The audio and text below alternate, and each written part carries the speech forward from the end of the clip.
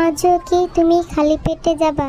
সকালে কিছু মুখে দিয়ে যাও, সারা দিন রোদে বসে কাজ করো। চিন্তা করো না, সন্ধ্যায় মজুরি পেলে বাড়ি ফেরার পথে আমি চাল ডাল কিনে নিয়ে আসবো। তখন আমরা একসাথে বসে ভাত খাবো। আব্বা, স্কুলে যাব আজ, খাতা পেন্সিল শেষ হয়ে গেছে আমার।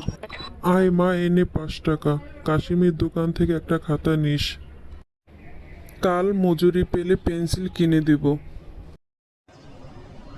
আল্লাহ হাফেজ আব্বা, তোমার দিন ভালো হোক। আল্লাহ হাফেজ। চাচা, একখানা খাতা দেন, আব্বা পরে টাকা দেব। আহা মিতা, তোমার আব্বার ধার অনেক দিন ধরেই তো বাকি। আগে পুরানো টাকা দেখ, তারপর খাতা পাবা।